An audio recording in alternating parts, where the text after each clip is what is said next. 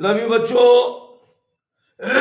Welcome back to our YouTube channel Rahul sir bio Trivedi. तो बच्चों, आज फिर एक DPP cell the unit of life में अपना स्लोगन पुराना, जो एमसीक्यू करेगा वो डॉक्टर बनेगा। तो बेटा, भीम बैच में आज हम लोग बात करेंगे cell the unit of life के 9 नंबर डीपीपी की, और बहुत ही प्यारे और अच्छे क्वेश्चंस आपके साथ। तो ये रहा आपका पहला क्वेश्चन आपकी स्क्रीन पर। विच of the following is correct for the origin of lysosome.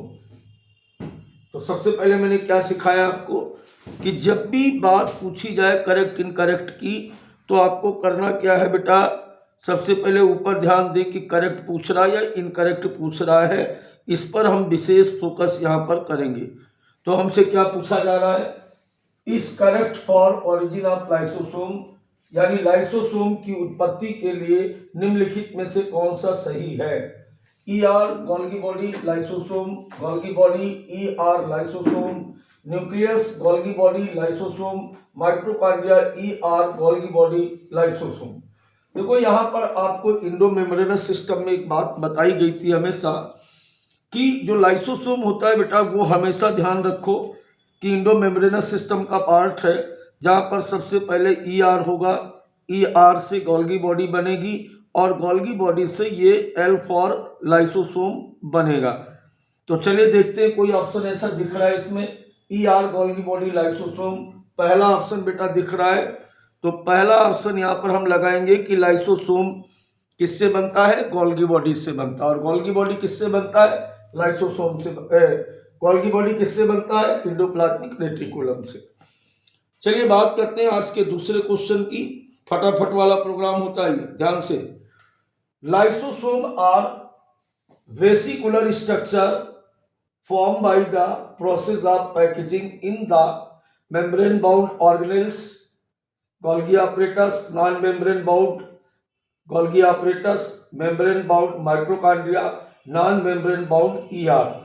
देखो, लाइसोसोम वेसिकुलर संरचनाएं जो पैकेजिंग की प्रक्रिया से बनती हैं। अभी अभी पिछले क्वेश्चन में हमने क्या देखा था कि लाइसोसोम किससे बन रहा है, लाइसोसोम से गोल्गी बॉडी से बना कि नहीं बना, बनता है ना। तो गोल्गी बॉडी कैसी है, सिंगल मेम्ब्रेनस, एक झिल्ली वाली संरचनाएं हैं। क्यों, क्योंकि पूरा Indo membranes system E R GB lysosome और वैक्यूल्स सभी के सभी सिंगल मेम्ब्रेनस ऑर्गेनेल्स हैं। ऑप्शन पर बात की, झिल्ली से बंधा हुआ गल्जी उपकरण, तो यही आंसर सही है इसका बेटा कि हमेशा लाइसोसोम झिल्ली से बंधे हुए क्या हुआ, मेम्ब्रेन बाउंडेड गोल्गी apparatus से बनते हैं। Non membranes bound Golgi apparatus होता ही नहीं, मेम्ब्रेन बाउंड माइटोकॉन्ड्रिया से कोई लेना देना नहीं है, नॉन मेम्ब्रेन बाउंड ईआर होते ही नहीं। समझ में आई बात। चलिए बात करते हैं तीसरे क्वेश्चन की। तीसरा क्वेश्चन हमारे पास है, as they release hydrolase that digest old and damage cell the term suicide bag, it is aptly used by cell biologist for Golgi body, lysosome, glyoxysome, peroxisome. चूंकि हाइड्रोलेस छोड़ते हैं, चूंकि वे हाइड्रोलेस छोड़ते हैं जो पुरानी और क्षतिग्रस्त कोशिकाओं को पचाते हैं। सेल जीव विज्ञानियों द्वारा सुसाइड बैग शब्द का प्रयोग किसके लिए किया जाएगा। दुनिया भर को ये बात पता है कि लाइसोसोम को सुसाइडल बैग कहा जाता है, चूंकि ये कभी कभी क्या करते हैं, पुरानी कोशिकाओं, पुराने अंगों या अपनी ही जो वेस्टेज सेल्स होती हैं उनमें बर्स्ट होते हैं। तो इनके अंदर जो एंजाइम्स होते हैं वो ऑर्गेनेल सेल्स आदि को डाइजेस्ट करके कर देते हैं। समझ गए। तो सेल मर गई तो ये खुद भी मर जाते हैं, इसलिए इनको हम क्या कहते हैं, सुसाइडल बैग या आत्महत्या का थैला कहते हैं। क्लियर हो गया। आत्महत्या का थैला किसे कहते हैं, लाइसोसोम को ध्यान रखेंगे। चलिए बात करते हैं आज के नए क्वेश्चन पर। लाइसोसोम, आज तो सारे क्वेश्चन लाइसोसोम पे ही आ गए यार। Lysosome are reservoir store house of, lysosome किसके भंडार है, सीधी सी बात है, किसके भंडार है बेटा, हाइड्रोलिटिक एंजाइम्स के। ऐसे एंजाइम्स जिनकी अभिक्रिया के फलस्वरूप जल का अपघटन होता है, यानी प्रोडक्ट के साथ साथ जल भी निकलता है। यानी डाइजेशन में जितने भी एंजाइम्स होते हैं वो सारे के सारे कैसे होते हैं, हाइड्रोलाइटिक एंजाइम्स होते हैं। एक इसका एग्जांपल देख सकते हो कि जैसे आप यहां पर लिखते हो कि C6H12O6 प्लस 6O2। अब यहां पर ये एंजाइम होते हैं और एंजाइम के बाद ये बनता है 6CO2 plus 6H2O plus energy. अब ये रिएक्शन जो है, ये रिएक्शन आपकी कौन सी रिएक्शन है, श्वसन की रिएक्शन है। इस रिएक्शन में सबसे खास बात हम क्या देख रहे हैं कि प्रोडक्ट यहाँ पर एनर्जी है, प्रोडक्ट यहाँ पर CO2 है, लेकिन इसमें जल भी बाहर निकला है। तो ऐसी अभिक्रियाएं जो एंजाइम, जिन एंजाइम्स की उपस्थिति में प्रोडक्ट के साथ साथ जल भी रिलीज होता है, ऐसे सभी एंजाइम्स को हाइड्रोलाइटिक एंजाइम्स कहते हैं। हाइड्रो का मतलब है जल और लाइटिक का मतलब होता है निकलना, टूटना, घुलना, ये सब इसके नाम होते हैं। तो चलिए बात करते हैं अगला पॉइंट, यानी अगला क्वेश्चन। क्वेश्चन नंबर 5 हमारे पास है, विच of the following represent the feature of lysosome. निम्नलिखित में से कौन सा लाइसोसोम की विशेषताओं को दर्शाता है। Lysosomal enzyme functional in acidic medium, reduce the hydrolase activity, double membrane envelope, all of this. देखो सीधी सी बात है कि यहां पर सबसे पहला जो लिखा हुआ है कि लाइसोसोम हमेशा, जो लाइसोसोम में पाए जाने वाले एंजाइम्स होते हैं वो हमेशा एसिडिक मीडियम में काम करते हैं। एनसीईआरटी की लाइन है बेटा, ये लाइन एनसीईआरटी की है और आप इसे भूल नहीं सकते हो कि जितने भी हाइड्रोलाइटिक एंजाइम्स जो कि कहां पर पाए जाते हैं, जो कि कहां पे पाए जाते हैं, जो पाए जाते हैं किस में पाए जाते हैं बेटा, लाइसोसोम में। वो सब कैसे होते हैं, एसिडिक इन नेचर होते हैं। क्लियर हो गई बात सारी। चलिए बात करते हैं नेक्स्ट, यानी क्वेश्चन नंबर 6 की बात करते हैं। क्वेश्चन नंबर 6 की बात करते हैं, cell organelles responsible for autolysis of. ये जो ऑटोलाइसिस यहां पर लिख दिया गया, ऑटोलाइसिस का मतलब है कि वही स्वयं को नष्ट करना। ऑटोलाइसिस दोनों में, हिंदी में भी ऑटोलाइसिस इसने लिख दिया, यहां पर भी लिख दिया। इसका मतलब है स्वयं को नष्ट करना। ऐसा कौन सा ऑर्गन है जो अपनी ही कोशिकाओं का भक्षण करते हैं, अपनी ही कोशिकाओं को नष्ट करते हैं। सीधी सी बात है यार कि वो कौन सा होगा, वो होगा लाइसोसोम। ठीक, क्योंकि यहां पर जो डिप्टियोसोम है ये गोल्गी बॉडी है, प्रीऑक्सीसोम और ग्लाइऑक्सीसोम ये कोई ऐसा काम नहीं करते ऑटोलाइसिस, क्योंकि स्वयं का भक्षण। अभी सुसाइडल बैग भी बात यही थी, यही बात ये भी है। क्लियर हुआ, बस वही क्वेश्चन यहाँ पर बेटा घूम के आ गया। क्वेश्चन नंबर 7 की हम बात करें अगर यहाँ पर, तो read the given statement regarding a cell organelles.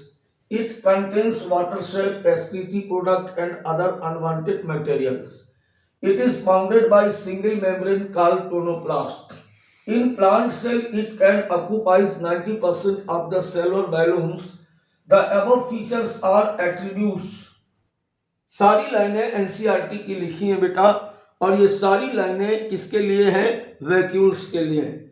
किसी भी कोशिका में पाई जाने वाली रिक्तिकाओं के अंदर एक विशिष्ट प्रकार का जल वाटर शेप एक ही में कॉमन है। देखें, एक जलीय द्रव भरा होता है, उत्सर्गी पदार्थ होते हैं, इसके अलावा कोशिका के अनावश्यक पदार्थों को यहाँ पर स्टोर किया जाता है। दूसरी लाइन क्या थी कि जो रिक्तिकाएं होती हैं वो एक इकाई झिल्ली के द्वारा घिरी होती हैं, जिसे हम टोनोप्लास्ट कहते हैं। तीसरी बात, पादप कोशिकाओं में कई बार जो रिक्तिकाएं होती हैं वो पूरी कोशिका का 90% भाग तक घेर लेती। क्लियर हो गया। तो ये सारी के सारे तीनों स्टेटमेंट किसके साथ जा रहे हैं, वैक्यूल्स के साथ या रिक्तिकाओं के साथ जा रहे हैं। चलिए एक बहुत ही बिंदास क्वेश्चन अब आपके सामने, question number 8। Match column first with the column second and select the correct option. यहाँ पर देखिए एक तरफ दिया गया plasma membrane, SER, contractile vacuoles, chloroplast, दूसरी तरफ इनके काम दिए गए। तो एसईआर प्लाज्मा मेम्ब्रेन, तो प्लाज्मा मेम्ब्रेन सबसे पहले क्या है, synthesis of lipid double membrane semi autonomous fluid mosaic model. तो यहाँ पर अगर आप जाएंगे तो देखो, यहाँ पर अगर आप जाएंगे तो सबसे पहला प्लाज्मा मेम्ब्रेन जा रहा है, किसके साथ जा रहा है, फ्लूइड मोज़ेक के साथ जा रहा है। जा रहा कि नहीं जा रहा फ्लूइड मोजेक के साथ, क्योंकि fluid mosaic model was given by mister Singer and Nicolson in 1972। सीधे सीधे जा रहा है। अब एसईआर, आरईआर और एसईआर दो प्रकार की इंडोप्लाज्मिक रेटिकुलम थी। तो आरईआर क्या कर रहा था, आरईआर करता था प्रोटीन सिंथेसिस और एसईआर क्या कर रहा था, लिपिड सिंथेसिस। क्या इधर कहीं लिपिड है, सिंथेसिस ऑफ लिपिड बिल्कुल मिल गया है। तो एसईआर जाएगा बेटा इसके साथ, एसईआर किसके साथ जाएगा, एसईआर जाएगा सिंथेसिस ऑफ लिपिड के साथ। कंट्रेक्टाइल वैक्यूल्स कहां पे बताई थी मैंने, contractile vacuoles found in the protozoans like the amoeba and help in the osmoregulation. ये अमीबा जैसे प्रोटोजोन्स में पाए जाते हैं और साथ ही साथ समस्थापन का कार्य करते हैं। तो काम दिया गया है, एग्जाम्पल अमीबा दिया गया है, सीधी सी बात है कि ये हो जाएगा, इसके अंतर्गत कंट्रेक्टाइल वैक्यूल हो जाएगा अमीबा में। अब बच रहा है एक, तो इसमें क्या करना है, इसको आंख बंद करके लगा दो यार, अब तो वही होगा। आंख बंद करके नहीं लगाना, समझना भी है कि हमेशा क्लोरोप्लास्ट जो होता है वो दोहरी झिल्ली वाला सेमी ऑटोनॉमस यानी कोशिका के अंदर स्वयं में विभाजित होने वाला एक ऑर्गेनेल्स होता है। तो हमारा बन रहा है, देखो यहाँ पर क्या बन रहा है, यहाँ पे बन रहा है हमारा पहले का तीसरा। तो पहले का तीसरा किसमें है, एक ही में है यार, क्वेश्चन हो गया, बिल्कुल इजी था। तो थर्ड नंबर ऑप्शन इसके लिए बिल्कुल बेटा सही जा रहा है। समझ में आई बात पूरी। चलिए बात करते हैं अगले क्वेश्चन की, क्वेश्चन नंबर 9 की। क्वेश्चन नंबर 9 है which of the mismatch pair. Very good question. इनमें से कौन सी जोड़ी बेमेल है उसको पहचानना है। Largest isolated single cell egg of ostrich, Golgi operator discovered by Palade, mitochondria related to respiration, lysosome act as suicidal bag. यार एक चीज मुझे लग रही इसमें ये वाला सेकंड वाला गड़बड़ है, क्योंकि यहाँ पर डिस्कवर्ड बाय पालाडे नहीं, डिस्कवर्ड बाय कैमिलो गोल्गी। क्या बताया था मैंने यहाँ पर कि गोल्गी ऑपरेटस की खोज किसने की थी, गोल्गी ऑपरेटस, ये वाला देखो ना, ये वाला, ये गड़बड़ लग रहा है ना। इसमें क्या होना चाहिए था, यहां होना चाहिए था पालाडे की जगह पर कैमिलो गोल्गी, तो ये सही होता। इसका मतलब पूछ क्या रहा था, मिसमैच। तो यही भैया मिसमैच नंबर 2 है, यहां पर ध्यान दे, ये वाली बात जो है यहां पर मिसमैच है। क्लियर हो गया, चूंकि यहाँ पालाडे नहीं, यहां पर क्या था, कैमिलो गोल्गी होना चाहिए था। चलिए बात करते हैं अगले क्वेश्चन की। अगला क्वेश्चन है refer to the given statement regarding a type of cell organelles.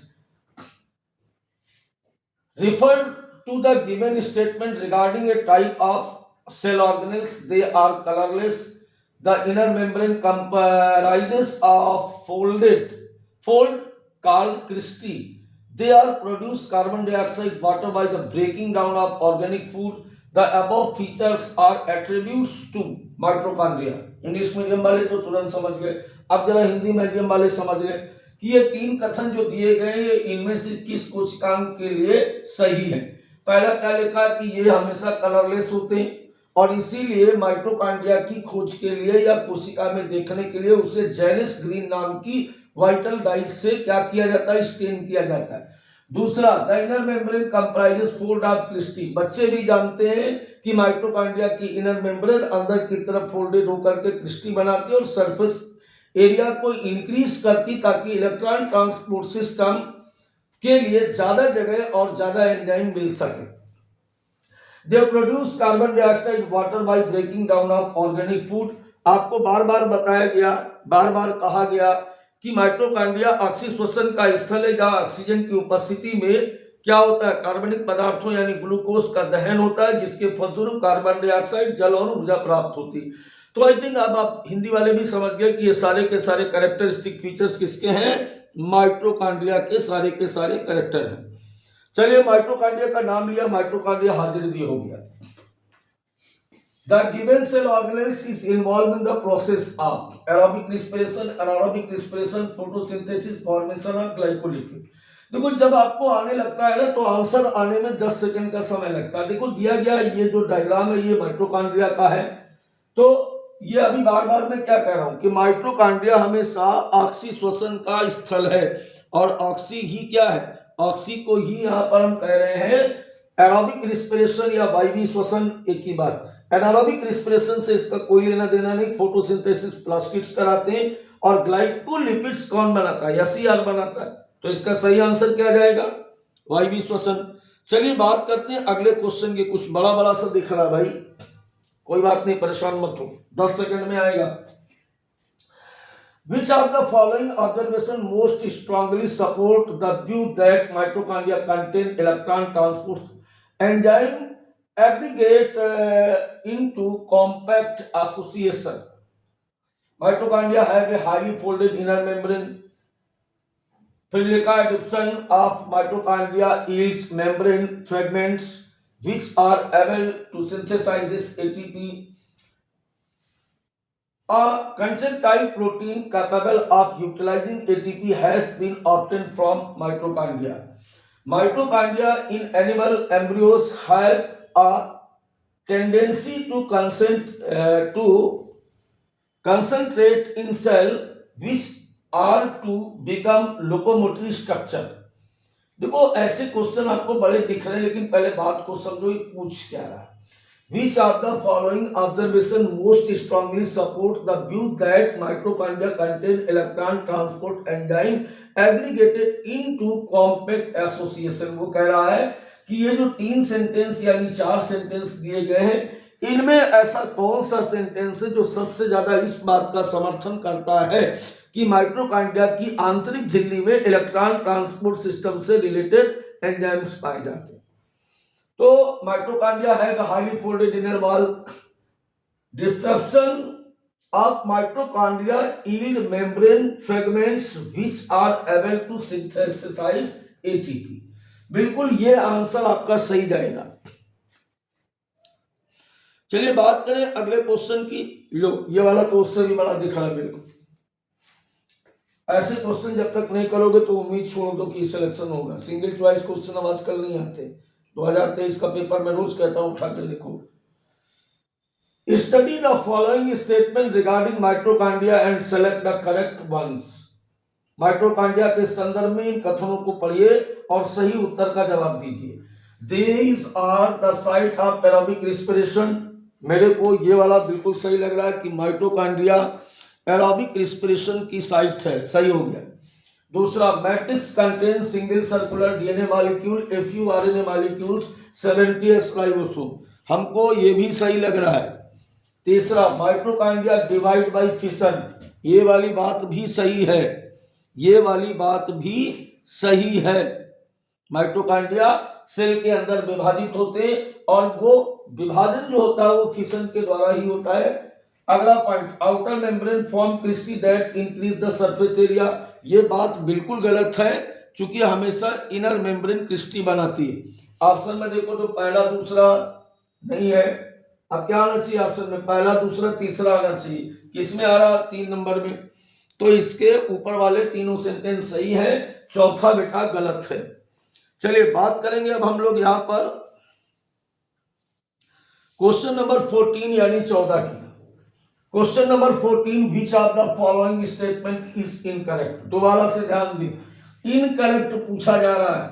पहला पॉइंट है mitochondria unless specifically stained are not easily visible under the microscope. Mitochondria को जब तक हम स्पेशल वाइटल डाइस से स्टैंड नहीं करेंगे तब तक नहीं दिखेगा। ये बात सही है, ये बात बिल्कुल पूरी तरह से सही है। दूसरा, physiological activity of cell determine the number of mitochondria per cell, ये बात भी 100% सही है क्योंकि माइटोकॉन्ड्रिया में उपस्थित संख्या जो होती है, अगर माइटोकॉन्ड्रिया क्रियाशील अगर कोशिका क्रियाशील अधिक है तो उसे अधिक एनर्जी एटीपी की जरूरत है, तो अधिक एटीपी की अगर जरूरत है तो अधिक माइटोकॉन्ड्रिया की जरूरत पड़ेगी। अगर कम फिजियोलॉजिकली एक्टिव है तो number of mitochondria per cell हमेशा कम होगा। एनसीईआरटी की लाइन है यार। हाँ, अगला point, mitochondria a power house of cell has DNA RNA ribosome enzyme so it can survive outside the cell. ये बात बिल्कुल गलत है, ये बात बिल्कुल गलत है, बिल्कुल भी गलत है। कभी भी ये सेल के बाहर सरवाइव नहीं कर सकता है, इसीलिए इसको हम बोलते हैं सेल विद इन सेल। कोशिका के अंदर तो विभाजित हो सकता है, कोशिका के अंदर तो ये अपनी प्रोटीन बना सकता है, लेकिन कोशिका के बाहर नहीं। ये वाली बात बिल्कुल गलत है। माइटोकॉन्ड्रिया डिवाइड बाय फिशन, इसके पहले वाले क्वेश्चन में सेंटेंस आया था, उसको राइट किया गया था। तो भाई इसमें इनकरेक्ट केवल कौन है? 3 नंबर। और 3 नंबर में भी सबसे ज्यादा गलत बात क्या इसने लिख दी? It can survive outside the cell. ये बात सबसे गलत लिखी, it can not survive outside the cell, तो ये करेक्ट होता है। चलिए बात करेंगे क्वेश्चन नंबर 15 की। Read the given statement and select the correct option. Statement 1 है chromoplast have water soluble carotenoid pigment like carotene. सही है। Carotenoid pigment are responsible for the trapping light energy for photosynthesis. ये गलत है। Statement first is incorrect but statement second is correct है। ऐसा कैसे हो सकता है भाई? दोबारा पढ़ते। क्रोमोप्लास्ट है water soluble carotenoid pigment like carotene, बिल्कुल 100% सही है। दूसरा carotenoid pigment are responsible for trapping light energy for photosynthesis, ये गलत है। तो statement first is correct but statement second is incorrect. ये क्वेश्चन है प्लास्टिड से, हालांकि पढ़ाया नहीं मैंने इसको अभी, लेकिन पूछ लिया। अब चलिए इसके बाद बात करते हैं match the column first and second. Select the correct option. Chloroplast, amyloplast, active transport, protista. अब इसमें मैच कराना है। तो सबसे पहले हम बात करें क्लोरोप्लास्ट की। तो क्लोरोप्लास्ट में के हिसाब से अगर जाओगे तो स्टोर कार्बोहाइड्रेट नहीं करता, ल्यूकोप्लास्ट स्टोर करता, सोडियम पोटेशियम पंप भी नहीं चलता। फिर फूड वैक्यूल्स नो सर, हाँ DS circular DNA presence in the mitochondria and chloroplast both. तो इसका बेटा हो जाएगा ये, ठीक है। अब देखो यहां पर एक चीज देखो और जल्दी करना सिखाते हैं आपको कि कैसे मैचिंग कराई जाती है जल्दी से जल्दी। अब पहला अगर तुमने मैच कर लिया तो इधर देखो ए के साथ चौथा है कोई, तो 2 ऑप्शन ऊपर वाले हटा दो, अब केवल इन्हीं पर सोचना। अब बी वाले को देखो, बी वाले में देखो क्या है, एमाइलोप्लास्ट स्टोर कार्बोहाइड्रेट, ये सही है। एमाइलोप्लास्ट स्टोर कार्बोहाइड्रेट, ये बिल्कुल बात सही है। तो बेटा अब क्या हो गया कि बी का फर्स्ट इसमें आ रहा, इसमें आ रहा, तो ये सी और डी अपने आप हो जाएंगे, मिला के देख लेना। यानी इसका आंसर जाएगा थर्ड, इसका आंसर जाएगा थर्ड। केवल मैंने 2 मैच किए और फिर ऑप्शन आप चेक करते रहा करो कि इसमें सबसे सही कौन जा रहा। आप देखो, अगर आपको विश्वास नहीं हो रहा देखो सी, देखो सी का सेकंड आएगा। सी का सेकंड क्यों आएगा कि एक्टिव ट्रांसपोर्ट का एग्जाम्पल क्या था? सोडियम और potassium pump is the best example for the active transport. अब बात की जाए प्रोटिएस्टा की, तो प्रोटिएस्टा से क्या लेने देना, फूड वैक्यूल होती है, चलो ठीक मान लेते हैं, ठीक है। तो ऐसे भी, वैसे तो हम तो 2 ही मिलाते हैं हमेशा, अपने आप बाकी मिल जाता। बहुत कम ऐसे क्वेश्चंस होते हैं जिसमें चारों मिलाने पड़े, रेयर में कभी ऐसा होता है। चलिए बात करें क्वेश्चन नंबर 17 की। Red colour of chiefly due to the presence of chloroplast, chromoplast, leucoplast, amyloplast. देखो यहां पर एक बात समझो कि ये जो क्लोरोप्लास्ट है ये हमेशा हमको देता है ग्रीन कलर। कैसा देगा? ये हमेशा देता है हमको ग्रीन कलर। और जो क्रोमोप्लास्ट है ये हमें देता है वेरियस कलर। और एमाइलोप्लास्ट हमेशा होता है कलरलेस। तो सीधी सी बात है कि chiefly due to presence of कौन सा कलर? रेड। क्रोमोप्लास्ट देगा भैया, सेकंड आंसर आएगा इसका, कि हमेशा हरे रंग को छोड़ करके बाकी जितने भी रंग किसी पौधे में होते हैं वो सारे के सारे क्रोमोप्लास्ट के द्वारा ही होते हैं। तो समझ गए होंगे अब तक। चलिए बात करें अब हम लोग अगले क्वेश्चन की बात करेंगे। अगर तो अगले क्वेश्चन की अगर बात करोगे यहां पर, तो which of the following is the correct match? इसमें से सबसे ज्यादा करेक्ट मैच कौन सा है? Amyloplast store carbohydrate, elaioplast store fat and oils, aleuroplast store proteins. मुझे तो शहर सारे के सारे सही लग रहे हैं, ये सारे के सारे सही हैं क्रम से। और ये जो यहाँ पर माइलो इलायो एलिरोप्लास्ट है, ये सारे के सारे किसके पार्ट हैं? ये सारे के सारे ल्यूकोप्लास्ट के यानी अवर्णी लवक के भाग हैं, अवर्णी लवक के भाग हैं। समझ गई? पूरी बात को समझ में आ गया? चलिए बात करते हैं question number 19। Amyloplast, elaioplast and aleuroplast belong to category of plastids. अभी अभी क्या पता है हमें, ये किसके पार्ट है बेटा? ये बेटा हमेशा ल्यूकोप्लास्ट के पार्ट है। किसके पार्ट है? ये ल्यूकोप्लास्ट के पार्ट है, राइट। चलिए बात करते हैं नेक्स्ट क्वेश्चन यानी 20 नंबर की। Select the incorrect pair. Cell वाली स्ट्रक्चरल सपोर्ट देती है, सेंट्रल वैक्यूल्स स्टोरेज करती है, एमाइलोप्लास्ट स्टार्च स्टोरेज करता है, hydrolytic activity active of alkaline pH. अरे यार ये बिल्कुल गलत बात है, ये तो हमारा छोटा छोटा बच्चा बता देगा कि हमेशा कहाँ पे करता है?